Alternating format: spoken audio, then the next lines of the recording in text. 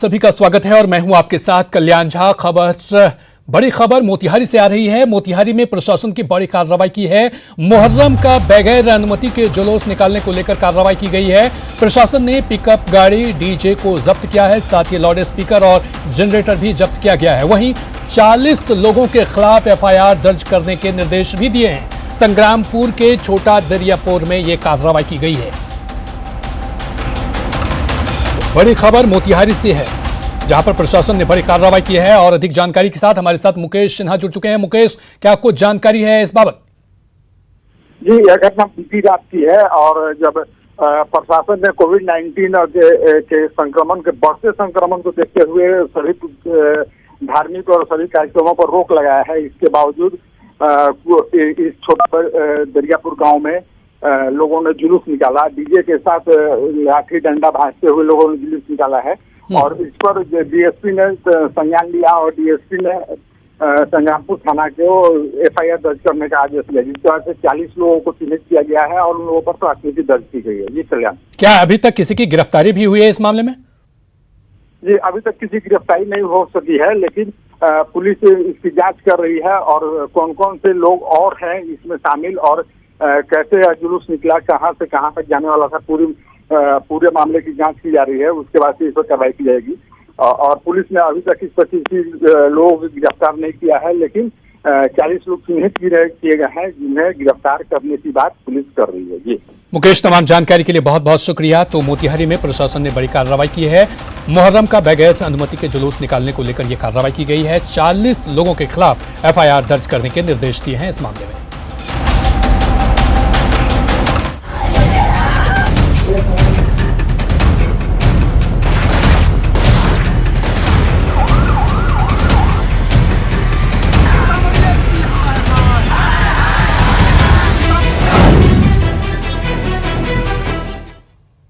भोजपुर में शनिवार देर रात बाइक सवार 3 अपराधियों ने एक सब्जी विक्रेता को गोली मार दी और हथियार लहराते हुए फरार हो गए।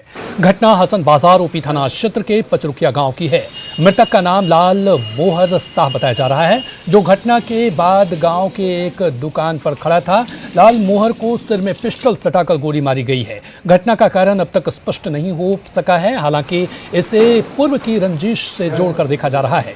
घटना के बाद मौके पर पहुंची पुलिस ने मृतक के शव को कब्जे में लेकर पोस्टमार्टम के लिए आरा सदर अस्पताल भेज दिया। लाल मोहर पीरो बाजार में सब्जी बेचता था। फिलहाल पुलिस हत्या में शामिल तीनों अपराधियों की पहचान कर गिरफ्तारी में जुटी है। गए थे तो वहाँ पड़े हुए थे हमारा। कहाँ गए थे? छपटा रहे थे। कहाँ गए थे? इधर गांव में घूमने के लिए। अच्छा, तो क्या आपको सूचना क्या मिला? कि आप पिता पापा के सहारा गोली लगा। अच्छा, फिर लेके आए, लीजिए उठाए। अच्छा, तो पता नहीं चला कौन गोली मारा कौन नहीं? और अगली बड़ी खबर भागलपुर से है, जहां युवक और युवती का शव मिलने से इलाके में सनसनी फैल गई। घटना गोपालपुर के अभिया गांव की है। दोनों शवों को एक मकान के बाथरूम से बरामद किया गया है। मृतक युवक और युवती अभिया गांव के ही रहने वाले थे और हत्या कर शव को बाथरूम में रखे जाने की आशंका जताई जा रही है। फिलहाल पुलिस पूरे मामले की छानबीन में जुट गई है। वहीं गोपालगंज के रामनाथ शर्मा मार्ग में देर रात अपराधियों ने आरजेडी नेता और पूर्व पब्लिक प्रोसिक्यूटर रामनाथ साहू के घर पर सरेआम फायरिंग कर दी। हालांकि इसमें किसी को कोई नुकसान नहीं हुआ, जबकि इससे पूरे इलाके में दहशत फैल गई। पूरी वारदात सीसीटीवी में कैद हो गई है। घटना गोपालगंज नगर थाने के 150 मीटर दूर है। रामनाथ साहू लालू प्रसाद के करीबी हैं, तो वहीं JP Yadav triple murder case के वकील भी हैं। वो कोर्ट में इस मामले के आरोपी और जेडीयू विधायक पप्पू पांडे समेत 4 आरोपियों की जमानत याचिका का विरोध करने वाले थे। वारदात को इससे जोड़कर भी देखा जा रहा है। घटनास्थल पर 5 खोखे मिले हैं। गोपालगंज के सदर एसडीओ उपेंद्र पाल और एसडीपीओ नरेश पासवान ने घटनास्थल का जायजा लिया। मुकेश पांडे का बेल का विरोध करने का हमारा प्लान था, तो चूंकि उस दिन वो रुपंचक वाला मामला नहीं था, दूसरा केस था, लेकिन जब हम लोग वहाँ गए तो सारे वकील साहब लोग को ये जानकारी हो गई कि रुपंचक मामले में हम लोग मुकेश पांडे का विरोध करेंगे। तो ऐसी आशंका हम लोगों को लग रही है कि ये पूरी तरीके से दहशत फैलाने का काम किया जा रहा है। जो भी हमारे खिलाफ आवाज़ उठाए उसकी आवाज़ को ख़त्म कर दिया जाए, इस तरह का माहौल बनाया जा रहा है।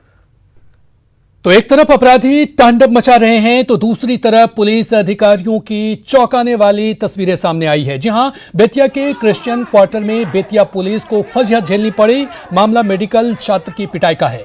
पुलिस मोहल्ले में जमीन के किसी मामले की जांच करने पहुंची थी। इसी दौरान कालीबाग ओपी प्रभारी मनीष कुमार ने वहां मौजूद एक मेडिकल छात्र की पिटाई कर दी और उसका मोबाइल छीन लिया। पीड़ित युवक के परिजन पिटाई के बाद हंगामा करने लगे और पुलिस से भिड़ गए। परिजनों ने आरोप लगाए कि पुलिस की टीम बगैर लिखित शिकायत दर्ज किए जमीन की जांच करने पहुंची थी और पहुंचते ही निर्माणाधीन जगह पर तोड़फोड़ शुरू कर दी।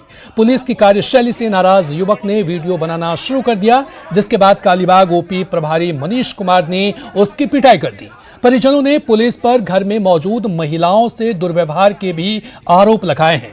परिजनों के हंगामे के बाद मोहल्ले के अन्य लोग भी मौके पर पहुंचे और पुलिस प्रशासन से उलझ गए। ओपी प्रभारी मनीष कुमार पर पहले भी दबंगई और लोगों की बेवजह पिटाई के आरोप लगते रहे हैं, लेकिन इस बार उनकी दबंगई भारी पड़ गई। सूचना के बाद मौके पर एसडीएम सदर पहुंचे और किसी तरह मामले को शांत कराया। रिकॉर्डिंग चालू कर ही रहा था, करा ही था, तब तक वो आ जाते हैं और आके मेरे हाथ से फोन छीन लेते हैं और बोलते हैं अरे क्या कर रहा है। तो मैंने बोला सर रिकॉर्डिंग कर रहा हूँ सर। मतलब मैंने ये भी नहीं बोला कि सर रिकॉर्डिंग, मैंने बोला सर मैं बस रिकॉर्डिंग कर रहा।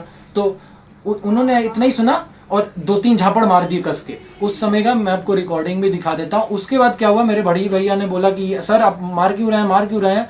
तो फिर बोलते हैं कि तुम लोगों को सबको टंगवाऊंगा, अभी पुलिस प्रशासन बुलवाऊंगा। और उसके बाद किसी को फोन करके मेरे पिताजी को धक्का दिया उन्होंने, ठीक है, पीछे, ठीक है। मेरे बड़े भाई से वो अलग गाली गलौज करने लगे, सबको गाली देके बात कर रहे हैं सब वहाँ पे। और भी लोग मीन्स मोहल्ले के आ गए आवाज़ सुन के इतना।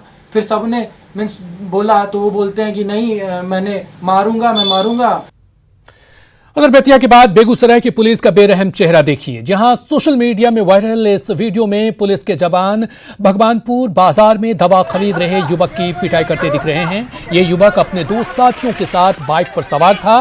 भगवानपुर पुलिस ने रोका तो नहीं रुके, आगे चलकर पुलिस ने उन्हें धर दबोचा। बाइक की चाबी मांगने पर आनाकानी की तो इन युवकों पर डंडा बरसा दिया। पीड़ित कौशल पौदार दामोदरपुर का रहने वाला है, जबकि पिटाई करने वाले भगवानपुर थाने के एसआई का नाम महेंद्र सिंह है।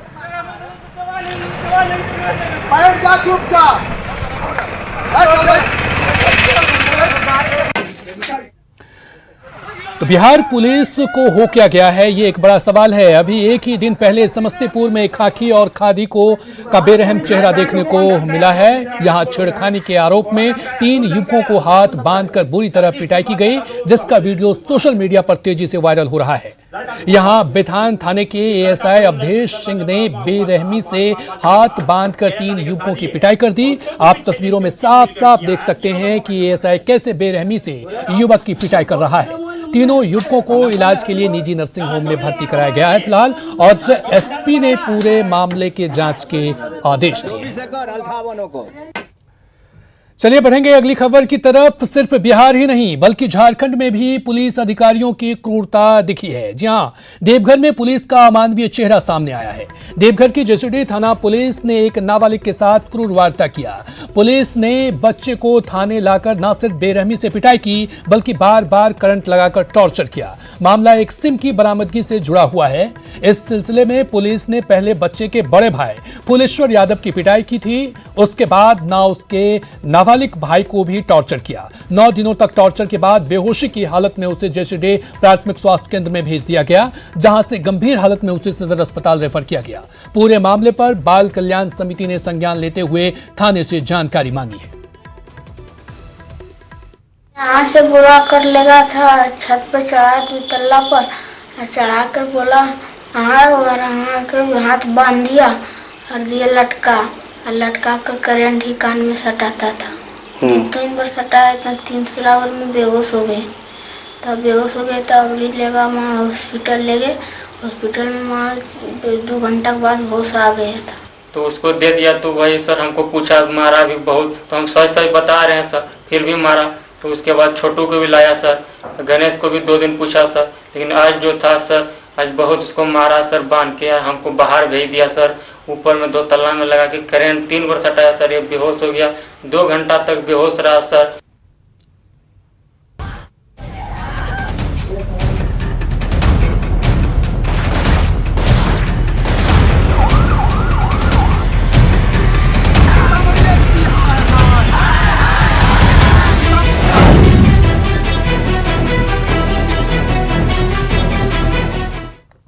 उधर पीएम मोदी ने आज मन की बात कार्यक्रम में पश्चिम चंपारण के बरना पर्व की चर्चा की। उन्होंने कहा कि थारू आदिवासी समाज के लोग प्रकृति के लिए 7 घंटे का लॉकडाउन का त्योहार मनाते हैं, जिसे बरना कहते हैं। इसमें गांव में बाहर से किसी के आने जाने पर पाबंदी होती है।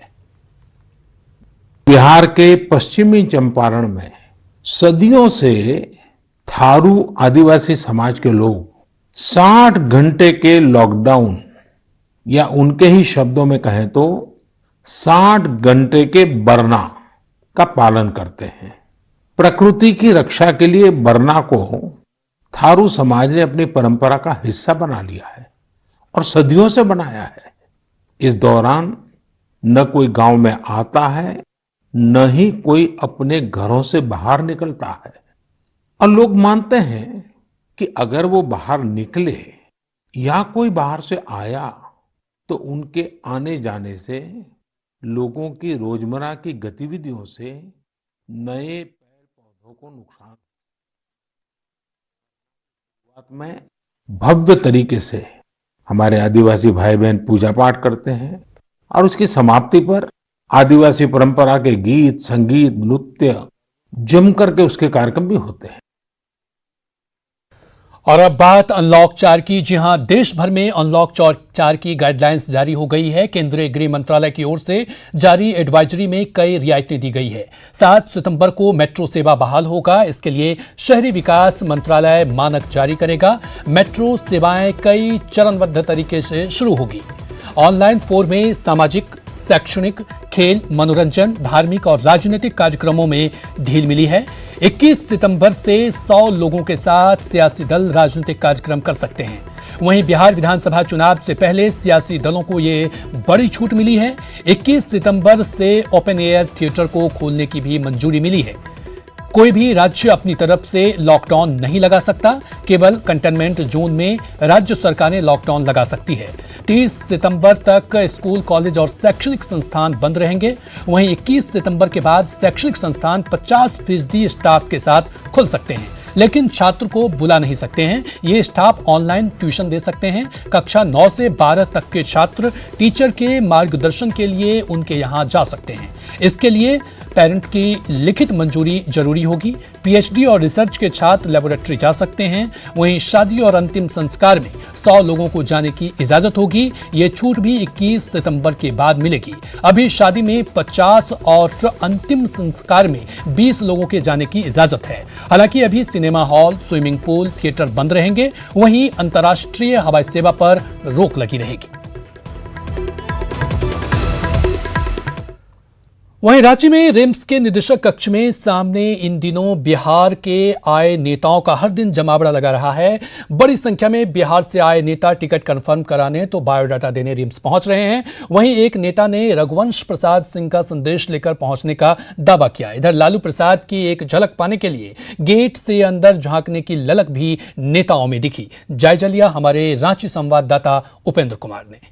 बिहार विधानसभा का चुनाव होना है, लेकिन जो सरगर्मी है वो रिम्स के निदेशक आवास के सामने देखी जा रही है।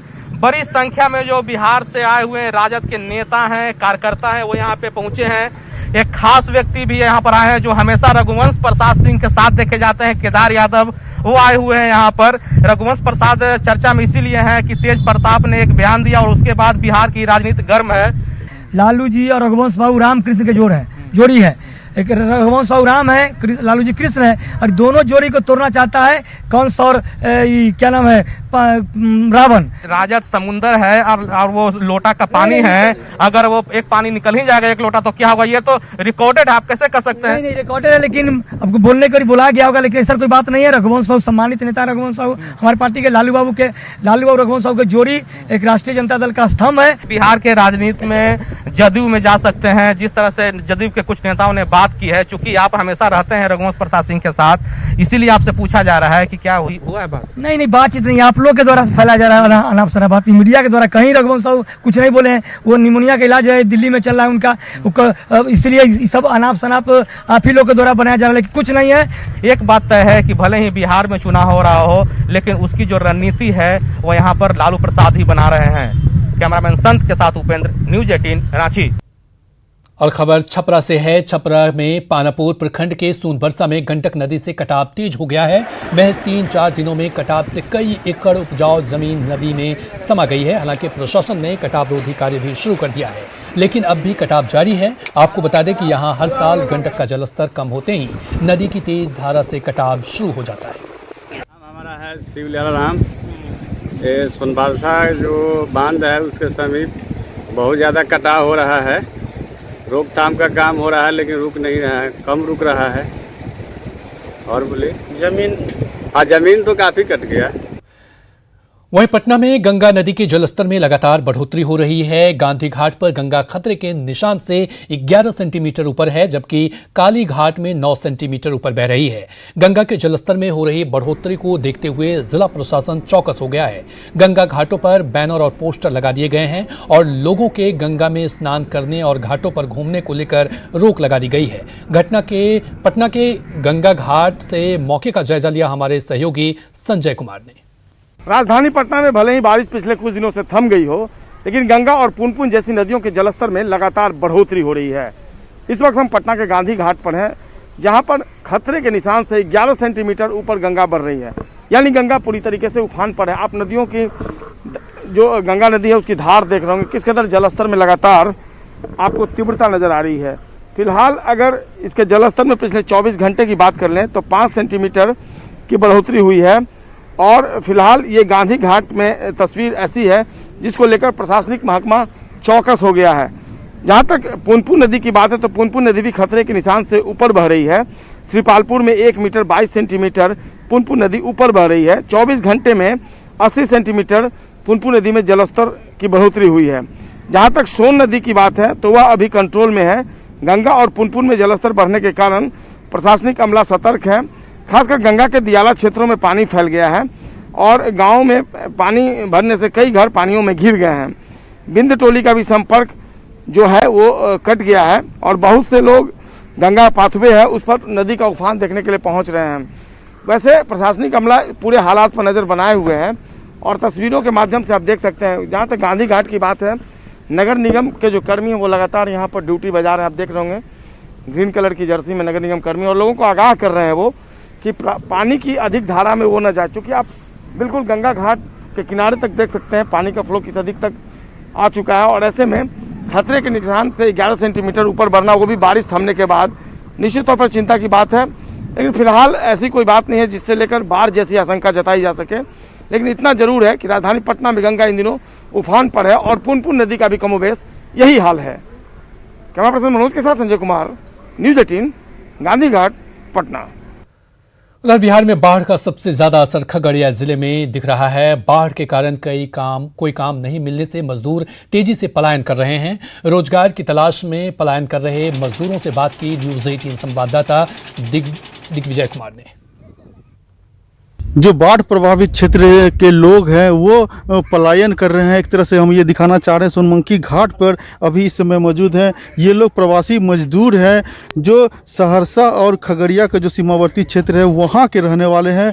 2 से 3 नदी पार करके यहाँ तक पहुँचे हैं। उसके बाद यहाँ से वो बस के सहारे कानपुर जाएंगे। ये लोगों का कहना है कि हम लॉकडाउन से पहले यहाँ पर आए थे, कानपुर में ये लोग काम करते थे, उसके बाद ये जा नहीं सके और अभी फिर इस गांव के जो लोग हैं, सलखुआ प्रखंड के सभी लोग रहने वाले हैं, वो लोग कानपुर यहाँ से जा रहे हैं। गांव के कम से कम 27 से 28 जो लोग हैं, प्रवासी मजदूर हैं ये लोग, वहाँ पे ये लोग कानपुर जा रहे हैं। रास्ते में ये लोग हैं, अभी पूरा घर का जो सामान है एक तरह से कहे तो अपना जो पूरा कपड़ा लेकर के सभी लोग किसी तरह से नदी टप करके यहाँ पहुँचे हैं। उसके बाद बस के सहारे ये लोग जाएंगे। इन लोग का कहना है कि पिछले 4 से 5 महीने में हम गांव में थे, किसी प्रकार का कोई मदद इनको नहीं मिला और जो पैसा इनके पास में था वो भी समाप्त हो चुका है।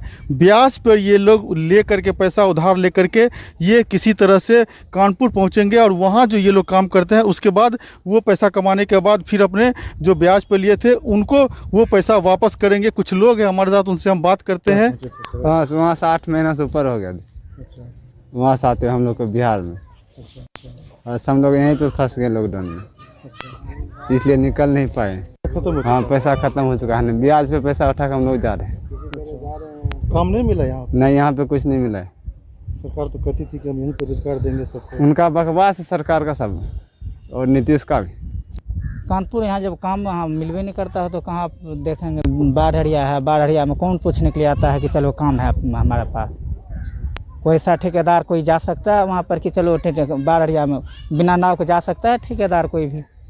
ऐसे में समझा जा सकता है कि इन लोगों को यहाँ पे घर पे काम नहीं मिला, जिसके कारण ये लोग दोबारा जहाँ काम करते थे कानपुर में वहाँ के लिए रवाना हो रहे हैं और कर्ज पे पैसा लेकर के वे लोग वहाँ तक पहुँच रहे हैं। दिग्विजय कुमार, न्यूज़ 18, खगड़िया।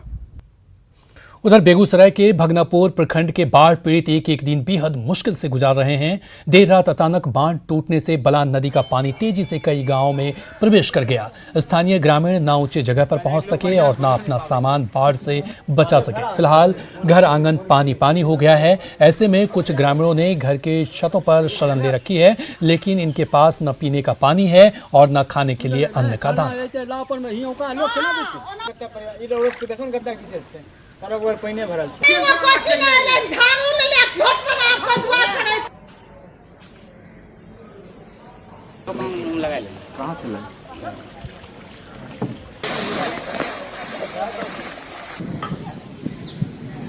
तो बेगूसराय में हालत बेहाल है। आपको बता दें कि बाढ़ पीड़ित लोग किसी तरह से अपनी जान बचाकर ऊंचे स्थानों पर पहुंचे हैं, लेकिन उनके घर आंगन में पानी घुस चुका है।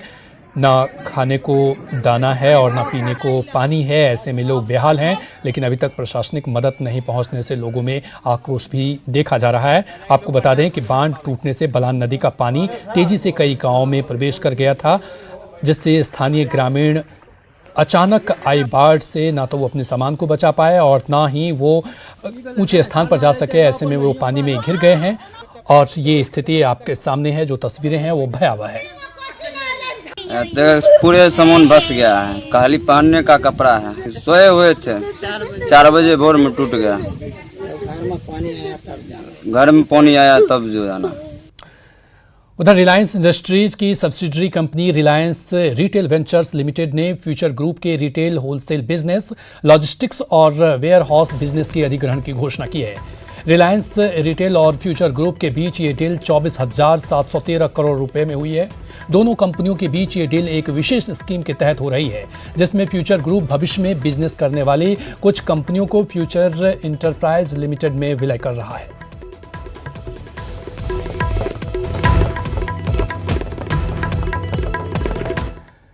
और न्यूज अपडेट में फिलहाल